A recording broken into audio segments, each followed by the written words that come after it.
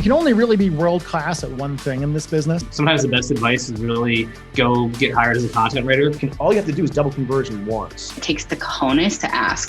If I did that, my life would be easier and I would make more money. Women, just throw your bloody spaghetti up against the wall. Hire somebody whose sole purpose is to build relationships. Test the things that scream, not the things that whisper. Just do it.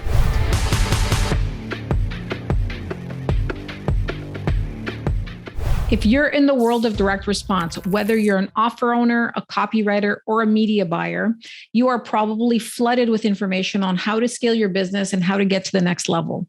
This could get really confusing. And if you're like me, you can go through a rabbit hole of listening to content for hours and hours without really getting anything out of it. My goal on this week's episode of Uncensored Direct Marketing is really to bring you some clarity and to bring you a couple of very quick, actionable tips that you can use today to make more money in your business and to scale.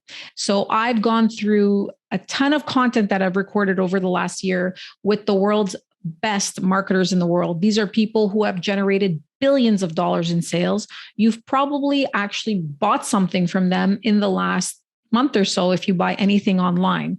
Experts like Stefan Georgi, Chris Haddad, Amber Spears, Justin Goff, Julian Reyes, they have generated billions of dollars in sales collectively. And I had the opportunity to interview each of them. So if you listen until the end, I guarantee that you will get at least one tip, probably more like 5, that will help you in your business today. So if there's any tip or expert that you really liked, keep in mind, I have actually recorded a full episode with each of these people. So you can find them on my channel. So enjoy listening. And I guarantee that you will find a lot of value. You can only really be world-class at one thing in this business, right? Yeah. Like I'm world-class at copywriting, but I'm not very good at traffic. I suck at managing people. I don't manage people in my company. My employee, Mike, does, and he's really, really good at it. Okay. I always just say you got to figure out what you can be a superstar at and focus on that and not worry so much about the other stuff and not try to do everything on your own. Yeah, build a team, basically. Yeah. Build a team where that's interesting. And eventually a member of your team will screw you over and you'll learn that lesson and you'll lose a bunch of money. And what happens, maybe you've had this happen. You always have that team member who is with you when things start going really well. And that's great. And you're paying them pretty well. And that's great. But they start thinking they're the one that is making all the money come in, and they start getting greedy, and maybe they start sabotaging you a little bit behind your back because they feel jealous in all these ways. And then eventually that blows up in your face and you learn all the things that was going on when you weren't paying attention and were really sick in Florida. The point being though, it's just like being open to everything early on, I think is really important. Like I'm a big believer in diverse experiences and all aspects of life. Like, you know, when it comes to, like, I don't really read business books. I read like history or read like a novel or stuff like that. Like, I think you draw from experiences that are very diverse and then they make you a better, stronger person. And the same comes from marketing and copywriting. So that's how I did it. And I think in general, for people who are starting out with copywriting, they should do the same thing. If you're going to, if you're trying to make money as a copywriter, I definitely don't think you need to find a niche. I think honestly, sometimes the best advice is really go get hired as a content writer, because it's really pretty easy to get hired as a content writer, which is like annoying kind of, right? And you're not going to get paid that much. Maybe you get paid $15 like an article or a page or, 20. But, if you can start right on an hour, okay. I mean, if you're broke right now, right, and you start getting paid $20 an hour, that's $40,000 a year, which is better than most jobs you're going to get coming out of college, or even for a lot of people in America, their entire lives, right? Yeah. And so plus, okay, now you're getting paid to write. So you're thinking of yourself as a professional writer. You're writing headlines. You get good headlines for every article or piece of content you write. You need subheaders. You need a good opening sentence. I actually think like starting with content writing can be a really beneficial thing. And if you're really not going to do that because you feel like a little more advanced and you kind of know about copywriting and you just want to, go into that world, then generally email copy is the easiest because it's short. You'll learn how to write really long form copy. Like I have a whole methodology to that, the RBC method. But I've had people get good really fast, but really fast can be like a couple months, right? And that is really fast. But email, it's like you could just, if you really look at what's working and just copy it, basically like model off of it, you can start writing really good emails in a couple of weeks. The first thing is like, hey, it's completely okay to have a list. Because at first I was like having super imposter syndrome. And it was like, I'm a kid and there's people who have sold like hundreds of millions of dollars worth of stuff. And I've not sold that much. And should I even start one? Yes, you should, because it turns into something amazing, and you can't possibly start going down that amazing path until you actually send an email. So just do it. Now, for anybody who's got more of like a product and they're like not having any mental blocks around being a coach or whatnot, the first thing is just open up an ESP. So I like ActiveCampaign. If you're doing ecom, probably do Klaviyo. Just open it up and start out with your most basic automations, right? So like, what kind of email are you going to send to somebody when they buy something from you? What kind of email are you going to send to somebody when they abandon cart? And just get the basics built out. Like, don't stress over the super fine nitty gritty details. Just get started, get something in there. I mean, if you're an offer owner and you're putting your offer on some sort of network, that's fine and dandy. And I think it'll work until a certain point. And then if you start scaling, it can actually be more headache than it, the juice may be not worth the squeeze. Chargebacks. Right? Like, yeah. Chargebacks, can spam lawsuits, right? Like there's a lot of negatives so that's what makes, cold traffic like Facebook, YouTube, Google, all that stuff way more attractive. And then I think, I could just talk from our approach is that we just partner with the right media buyer to come in and handle our traffic for us. Very smart, super intelligent, very good marketer, understands copy. The thing about this media buyer, there's a lot of media buyers, they may not understand the copy. And I think that's a disadvantage. Media buyers need to understand enough to be able to communicate and come in and just express what would be good, right? And that's helpful a lot. Having a media buyer that understands not only just brilliant at what he does on Facebook and YouTube, but has been able to work with our creative team and, getting the assets he needs. Yeah, that's my number one tip. I have an offer, a brand new offer. We should just launch one this week. We have a brand new offer, and for every $1 I spend on Facebook, we make back 65 cents. So we're losing money, right? Well, probably a lot of companies would just like say, on to the next offer. No. If you're making 65 cents for every $1 you spend, and it's a brand new offer that's not optimized, you're going to have to spend some money to do it. But if you have strong split tests, strong variance that you're creating, all you have to do is double conversion once. And now all of a sudden you're profitable when you can scale. Whereas if for every $1 I spent, I got 10 cents back or 7 cents back, that's probably good to. Why companies work in a silo and look at their whole year and like, I'm going to do a contest in March. I'm going to do a launch in April. I'm going to do this, and this. And then they go and announce to all their partners the dates instead of going to all their partners and saying, hey, I'm thinking about doing a contest in February. Here are the dates I'm thinking. I'm thinking about doing a launch. Are you launching or doing anything on these dates? Because if you are, I don't want to directly compete with you. I want to collaborate with you. I want to be able to promote your offers, and then I want you to be able to promote mine. So let's map out the whole year together. And I think that very few people do this. And I think that's the level of sophistication I'd like us all to be getting to, especially with our top partners. But it does take some time. It does take the ability to kind of go through data, and it takes the cojones to ask, right? And be like, let's dream together. What would it take to do 25% more? But I do think that for anyone listening that takes the time to do that will make a tremendous difference in their bottom line for 2022. I have no front-end products. I'm afraid of taking the material from my coaching program and putting them in my front-end products because I'm afraid I'll cannibalize my front-end product. I'll cannibalize my coaching program. Yeah. And I don't remember exactly how he worded the question, but that was the question. I do remember verbatim what Dan said, because that kind of got seared in my mind. He just kind of, first he laughed at him. He chuckled, and then he said, Bubba, you just don't get it. And then he said, you put your best ideas in your front end products. That's what's going to get them to want to join your coaching program. And so I had these two thoughts, right? Like that marketing is just taking people through an accelerated version of your own experience. And this other thing about that, getting your best ideas in front of people is what gets people to want to join your coaching program.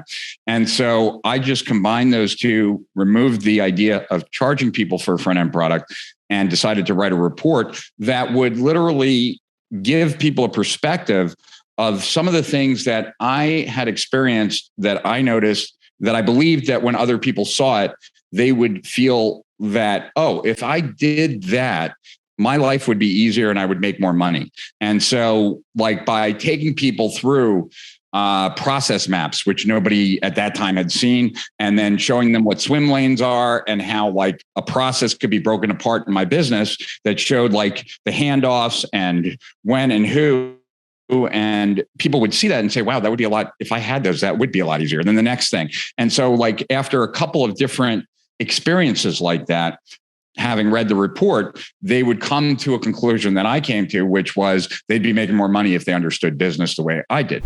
Every once in a while, there's a change in format in direct response. And that change in format buys you some extra seconds or maybe longer where it's not as overt and obvious that you're trying to sell them. Okay. And so therefore, it's easier to get attention.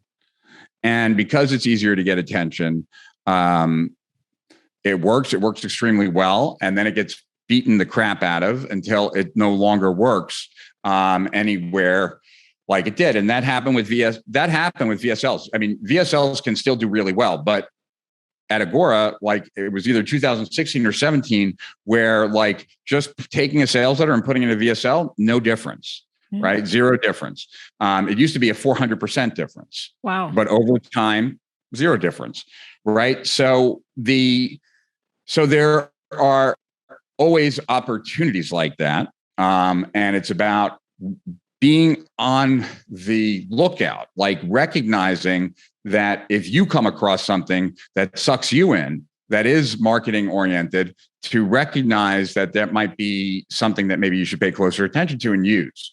So with advice to female copywriters about valuing yourself, I mean, just imagine what the guys are doing. Like I had a mentee that I'd mentored for about a month, and he wasn't even a copywriter. He wasn't even a copywriter's wet dream, to be honest. He had no talent. And after that, he said, oh, I've just been asked to do a sales letter for someone. And I said, oh, how much are you going to charge? And he goes, I'm thinking $8,000. And at that stage, I was only charging like $5,000. And it's like, what? Like this guy's going to like, you know, it's almost like the guys have got this attitude. Let's just throw some spaghetti at the wall and see what sticks. You know what women do? We throw spaghetti at the wall, but first we boil the water, then we make sure it's hot enough. We put some salt in the water, then we put the spaghetti in. We're making sure that it's cooked perfectly, and then we throw it up against the wall. Guys, I don't give a shit. They just throw spaghetti up against the wall, even if it's uncooked. They don't give a shit. They've just got this like ballsy attitude.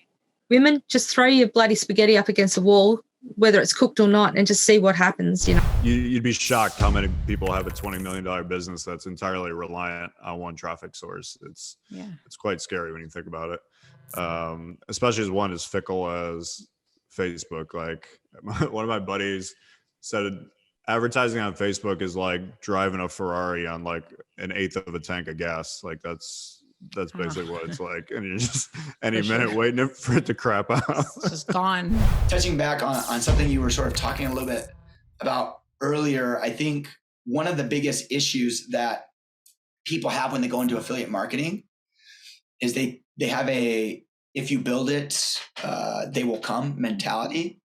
And they think affiliate marketing is the easy part. They've already built their business. Now they just open it up to the world and stuff will happen. And we have a lot of vendors who come with that mentality and they fail. We really think that most vendors that are serious about going this way should hire an affiliate manager, hire somebody whose sole purpose is to build relationships and go and meet people, connect one-on-one, go to events, because that one person could take you and make you grow 10x. But if you're not going to invest in that, you're not going to grow. And launching 4 products a year and 3 of them would be duds. Yeah, we were doing like an immunity supplement, collagen, this random thing, that random thing. And then this past couple of years when we started like doing really well, it's just like cookbook, free cookbook. Surprise, it does better. I, with one of my e-commerce clients, I don't tell them to respond because I know that our support team isn't big enough to actually respond to all of those. And that's going to actually do more harm than good. If I tell people to respond and then they don't get answered, boom, like we've just shot our opportunity at a connection. So I think as you look at it by demographic, the older demographic, they're not really that tech savvy. They don't really know how to install ad blockers. And most of the ad blockers you see are like desktop Chrome extensions. I use them myself. Also, as an advertiser, e-commerce advertiser, direct response offer owner, or media buyer, we don't have control over the policies that Facebook and YouTube and these giant mega companies set. So it's up to us to be able to pivot, right? We have strategies and tactics. Our strategies are to generate conversions from these traffic sources. Our tactics have to change with whatever rules or updates that come out. And as far as ad blockers affecting native itself, actually, the mobile ad blockers don't really affect native ad units that much. Okay. Because most of the ad blockers are designed to prevent like push notifications and pops and desktop pops and like this like really annoying stuff.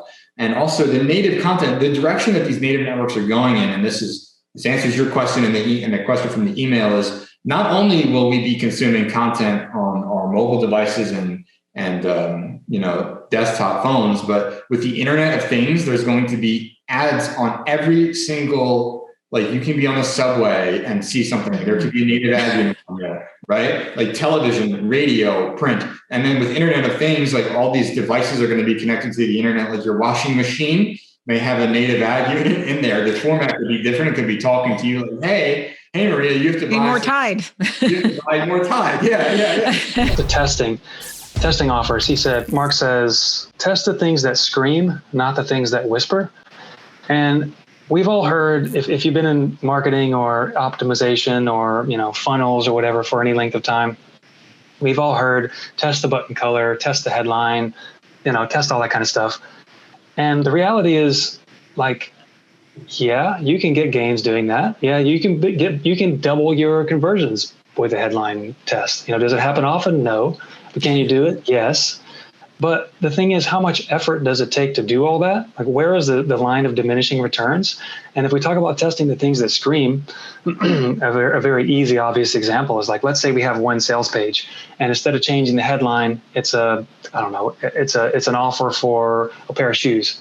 Well, if we're selling, let's say a pair of shoes to people who are, somewhere on some remote island and they don't even wear shoes, you think that offer is going to convert very well? No, because they don't want shoes. But if you change it to like a loincloth or something, or a spear, or whatever they use, well, of course your results are just going to completely change. You're going to completely skyrocket. The point here is that you can test headlines and you can optimize, and I think you should to a point. However, if you zoom out and you think about, let's say you have one offer, and maybe the one offer is doing really, really great, and you could spend a week, 2 weeks, a month, a year trying to optimize that offer, trying to boost the AOV, trying to boost the conversions, et cetera. And again, to an extent, I think you should. But what's worth paying attention to more is what's going to boost your results more. Having an offer where you're going to change the headline and you get a 30% boost at most, or just simply having another offer. I'm sure you got tons of value from today's episode. I hope you loved it as much as I did. Please keep in mind that I have a full-length interview with each of the experts that appeared on the show this week. And also, you have to remember that people pay thousands of dollars to each of these experts in order to get some time with them or to get coaching from them. So I am very glad that I'm able to bring this for you for free, week by week, with all the different people that come onto my show and talk to me. So please enjoy, like, and share, and I'll see you next week for more amazing content. Hope you found today's session valuable. If you have any questions for me or just want to connect, please feel free to visit my website, mariasparagis.com. That's MariaSparagis.com. I'd love to hear what you're working on, so drop me a line on any hot button issues your business is experiencing. And remember, don't worry about failure. You only have to be right once.